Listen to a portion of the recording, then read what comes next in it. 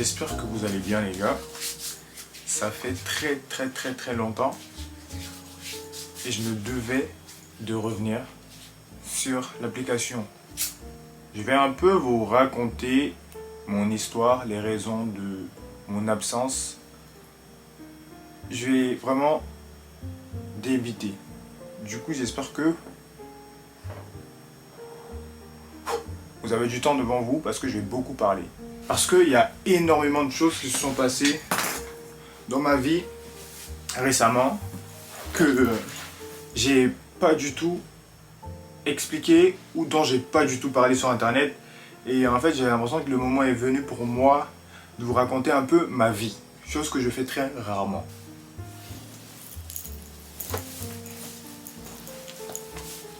Je sais pas si cette vidéo elle sortira avant ou après le vlog de Marseille, mais j'ai l'impression que le meilleur choix serait de sortir cette vidéo là avant le vlog film de Marseille. Comme ça, il y a un peu d'explication, un peu de pourquoi du comment.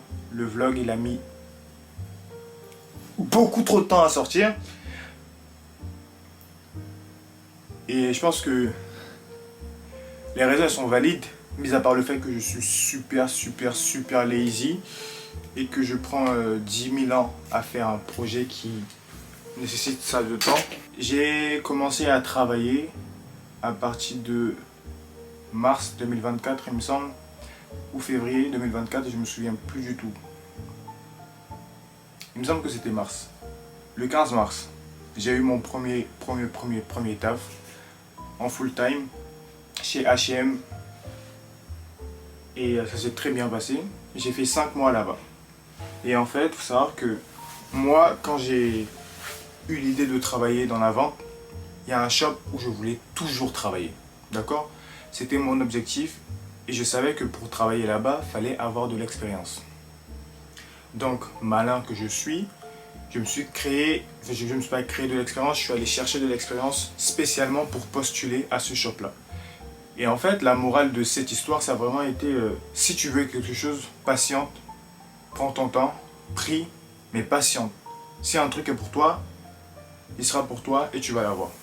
Donc, en mars 2023, on va zapper le fait que j'ai galéré 7 mois avant de trouver un emploi. De septembre. Septembre 2023.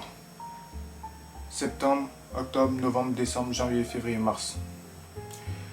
Du coup, ouais. 8 mois par là. Du coup, le 15 mars 2024, j'ai été embauché chez H&M. C'était vraiment la libération. J'ai galéré. J'ai envoyé mon CV partout. J'ai postulé partout. Je ne prenais que des refus par mail. Et là, je m'étais inscrit avec Pôle emploi et la mission locale. Je suis parti à un job dating H&M. Et sur le moment même, j'ai été pris. Genre, j'étais heureux. J'étais content. J'étais vraiment... En fait, c'était la libération. J'avais trop galéré à trouver un emploi. Et là, je vais au job dating. On fait l'entretien. Et sur le moment même, elle me dit... je vais te dire la réponse. T'es pris. Et en fait, j'étais trop content. Et mon entretien, j'étais super fier. Parce que je l'ai trop bien fait. J'ai trop bien géré cet entretien-là. Et même mon entretien après. En fait, maintenant, je suis super confortable en entretien. Et je suis très fier de moi. Je bégaye pas. Je pose des questions, c'est très important de poser des questions lors des entretiens. Donc le 15 mars, j'ai été embauché chez H&M. J'ai fait 5 mois là-bas, ça s'est très bien passé. Mais le moment pour moi était venu de partir ailleurs. Et la question était, est-ce que je vais directement à l'endroit où je me suis formé ou est-ce que je vais chercher une autre expérience pour avoir un job en plus sur mon CV? J'étais un peu perdu. Et là, je me suis dit, on va essayer d'avoir une autre expérience avant de partir postuler du coup au shop où je voulais travailler depuis toujours. Et j'ai posé un CV chez Carhartt. Ils étaient full, et Dieu merci d'ailleurs qu'ils étaient complets. Je ne dis pas que j'aurais été pris, mais ils étaient complets et c'était pour une raison. Quand je vous dis Dieu ne fait pas les choses au hasard, j'ai postulé chez Carhartt, ils étaient complets, mais le directeur a quand même pris mon CV. Trop cool, tu vois. J'ai posé mon CV chez Carhartt le jeudi, et le vendredi, je me suis dit, faut que j'aille à Quai le matin. Kiss, K-I-T-H. Je sais pas comment vous prononcez, en français on dit Kiss, mais les Américains disent Skate. Du coup, je me suis dit, il faut que j'aille le matin pour poser mon CV là-bas. Sauf que, encore une fois, je prends beaucoup trop de temps à faire des choses. Je suis arrivé là-bas à 16 heures. Et une vendeuse là-bas m'a dit de revenir le samedi matin. Parce qu'il y aura les managers, il y aura moins de monde. Du coup, viens samedi matin. Ce que j'ai fait, je suis parti le samedi matin chez Kiss. Et j'ai eu la chance de tomber sur un manager. Je lui ai passé mon CV. On a un peu fait un entretien assez rapide. Et il m'a dit, ok, je vais transmettre ton CV aux autres managers. J'étais trop content, j'étais vraiment trop heureux parce que ça s'est bien passé, la petite conversation qu'on a eue, et c'est très bien passé. Et voilà, moi j'étais content, tu vois, je partais au travail. Il faut savoir que ce jour-là, je commençais à H&M à 12h30. Je commençais à H&M à 12h30 et j'étais en retard. Mais pour moi, c'était pas grave parce que j'allais chercher un nouveau travail, vous voyez. C'était là-bas que je voulais être. Donc H&M, j'étais pas dans une phase de démission, mais j'allais chercher mon avenir. Donc je pouvais me permettre de rater quelques heures de travail que j'aurais justifié, vous voyez. Donc je suis parti chez Kiss, j'ai posé mon CV, j'ai fait mon mini entretien avec un manager. Il m'a dit qu'il allait transmettre mon CV. J'étais parti avec trop content et tout. Je vais vers le métro pour aller du coup à H&M. Et là, mon téléphone sonne. Et là, la petite voix dans ma tête, elle me dit, c'est eux. Du coup, je perds pas de temps, je décroche le téléphone. Et un deuxième manager, du coup, celui qui m'a contacté, il me dit, allô, tu viens juste de déposer ton CV chez Kiss. Est-ce que tu es dans les alentours? Je dis, ouais, je suis encore sur les Champs-Élysées. Il dit, est-ce que tu peux être là dans 15 minutes? Ah, j'étais en mode, waouh. Quand il m'a dit ça, j'ai commencé à paniquer. J'ai appelé ma mère direct. Je l'ai appelé, je dis maman, ils viennent de me rappeler, je retourne là-bas pour faire un entretien, c'est sûr, je vais faire un entretien. Et là, j'étais en mode, est-ce que j'apprends un peu? Est-ce que je révise? Et en fait, je me suis dit non.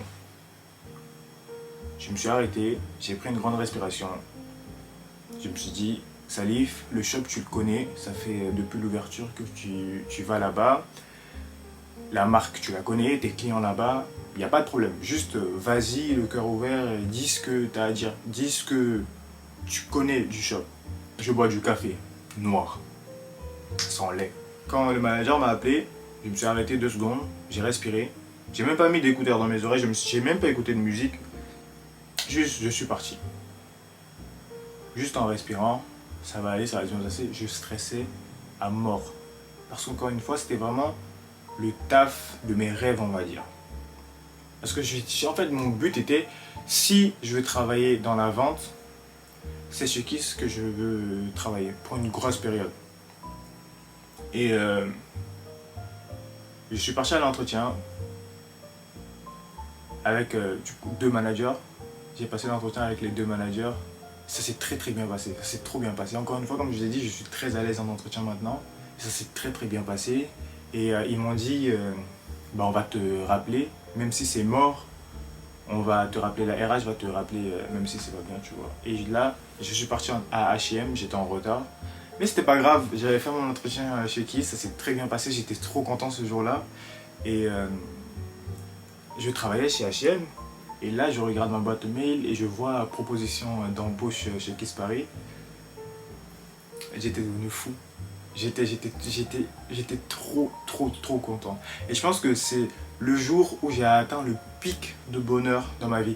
Je pense que cette semaine, la semaine qui a suivi, c'est la semaine où j'ai atteint le pic de bonheur dans ma vie. Parce que j'étais comme un roi. J'étais comme un roi. Il y a tout qui allait. Tout était ouvert. Actuellement, tout est ouvert, encore une fois. Hein. Tout est ouvert. Je suis trop heureux. Je suis trop content.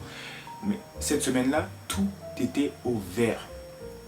Parce que dès que j'ai reçu la proposition d'emploi de chez Kiss Paris, j'ai entamé la procédure de démission avec ma manager qui a été très compréhensible. Elle a compris, elle a dit, franchement on a dit que des belles choses. J'ai jamais quitté un emploi dans le conflit. Ma manager chez H&M, super compréhensible, trop gentille, elle m'a conseillé, j'ai vraiment appris de ce premier taf là. Vraiment, j'ai kiffé travailler là-bas. Les gens étaient top. Pour moi, l'important dans une équipe, genre l'important dans un travail, c'est ton environnement, bien évidemment, mais tes collègues. C'est eux qui vont faire que tu as envie d'aller travailler ou pas. Donc, une semaine avant de finir H&M, je suis parti 5 jours à Marseille. Et ensuite, je suis revenu faire mes dernières semaines, du coup, ma dernière semaine chez H&M. Et directement, il y a eu le dimanche et le lundi ou le... Ah non, je sais pas si j'ai commencé chez qui, c'est un mardi ou un lundi. Mais en tout cas, j'ai eu après H&M un jour de repos et directement, j'ai commencé à travailler chez Kiss. Ça allait. Et j'ai travaillé 2 mois chez Kiss Paris. C'était trop bien. Là, en fait, là, je peux pas rentrer dans les détails parce que tout était parfait. Tout était bien. Si vous avez l'occasion d'aller travailler chez Kiss Paris, allez-y. Genre vraiment, c'est l'une des boîtes que je conseille de fou. J'étais bien là-bas. Parce que c'était vraiment comment j'imaginais, vous voyez. J'ai voulu travailler là-bas, j'ai réussi à travailler là-bas et c'était parfait. Et pour moi, je ne m'attendais pas à finir cette aventure-là aussitôt. Et si je vous parle aujourd'hui, c'est parce que je ne travaille plus là-bas, parce qu'ils ont mis fin à ma période d'essai pour des raisons qui sont bien évidemment compréhensibles. Vous voyez, je ne vais pas rentrer dans les détails, mais pour des raisons qui sont très compréhensibles, ils ont dû mettre fin à ma période d'essai. Sur le moment, j'étais choqué. Genre, j'étais pas triste sur le moment, j'étais juste choqué. Pour moi, ça devait pas s'arrêter là, vous voyez. J'étais dans l'incompréhension, mais en même temps, j'ai compris pourquoi ils ont mis fin à ma période d'essai. Vous voyez, je savais pourquoi ils ont mis fin à ma période d'essai, ils m'ont expliqué. Mais sur le moment, j'étais choqué. J'étais vraiment choqué. Parce que c'est un travail que j'ai attendu, j'ai préparé et j'ai eu. Et ça s'est arrêté là. C'était en mode ah, c'est fini. En fait, la phrase qui résonnait dans ma tête au moment de l'entretien de la fin de contrat, c'était en mode ah, c'est fini, ah, c'est fini, ah, c'est fini, ça s'arrête là, c'est fini. En fait, parce que je me voyais travailler là-bas pendant des années. Vous voyez, c'était vraiment le taf que je voulais dans la vente. Et je me suis dit, une fois que je l'ai, je travaille là-bas. Et en fait, quand ils ont mis fin à mon contrat, j'étais choqué. Sur le moment, j'étais pas triste. Parce que, encore une fois, c'était une très belle aventure qui se terminait. Et en rentrant chez moi, j'étais vide. J'étais vide. J'étais juste vide. Je rentrais juste à la maison. Parce que je m'y attendais absolument pas. Après, j'aurais pu voir le truc venir parce que, encore, les raisons, elles étaient compréhensibles. Mais j'étais choqué. Et j'ai compris les raisons. Et je me suis dit, je vais me reposer. Je vais pas directement retourner travailler. Là, je suis pas du tout en recherche d'emploi. Je me suis pris 3 semaines de vacances. Et après les 3 semaines, cette période-là, je vais commencer à rechercher de l'emploi. Et en fait, là, j'ai plus d'excuses pour ne pas faire de vidéo YouTube. J'ai plus d'excuses pour ne pas terminer mon vlog. Les 3 semaines que je me suis pris, c'est les 3 semaines de vacances pour me concentrer sur la création de contenu. Et me voilà aujourd'hui devant vous, les gars. Salif, 21 ans, qui est en vacances, qui n'est pas employé, qui fait des vidéos YouTube. Il faut savoir que moi, j'ai appris à me connaître et je ne fais plus de promesses dans le vent. C'est-à-dire que si j'ai l'énergie pour faire une vidéo, je la fais. Si j'ai trop la flemme, bah, j'essaie de me forcer quand même, mais je sais que moi, me forcer moi-même, ça sert à rien parce que il n'y a rien qui va sortir. C'est malheureux, c'est comme ça, c'est moi.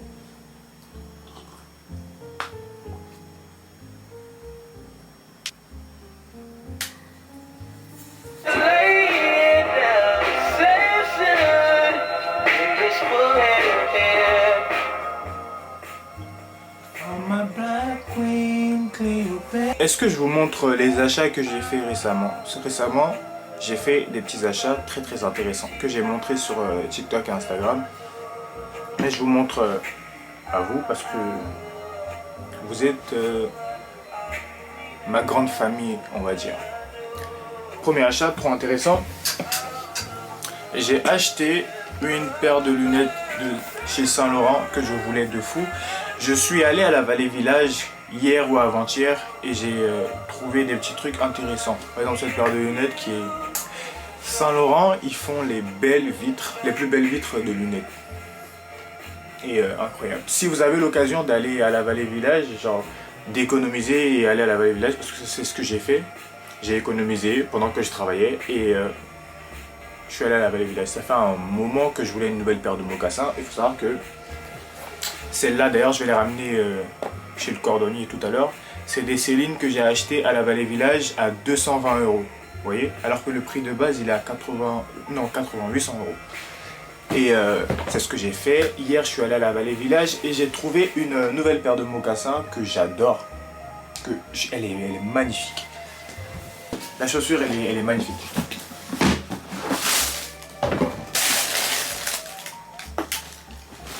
S'il vous plaît.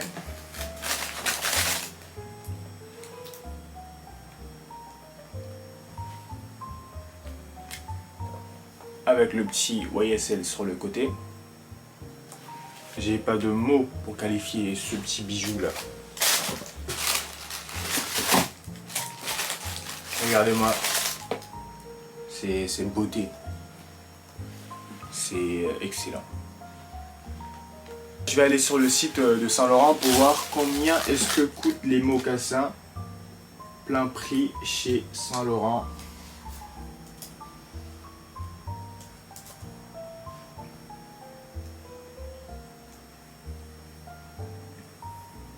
« 850 €. Elles sont à 850 €. Elles sont à 750 €. Et moi, je les ai eues pour 245. Une très très belle affaire. Si vous êtes fan de Saint-Laurent, allez-y faire un tour. Il y a des manteaux de fou, il y a des vêtements de fou et des chaussures de fou. Et les sacs, bon, les articles les plus chers vont bien évidemment être la maroquinerie et les vêtements. Les chaussures, c'était entre 180 et 300 €. Bien évidemment, il y a d'autres marques aussi. Moi, je regrette tellement qu'il n'y ait plus Céline, parce que Céline et Saint-Laurent, pour moi, c'est comme ça. Ce sont mes marques préférées. Et je regrette tellement qu'il n'y a plus de Céline à la Vallée Village.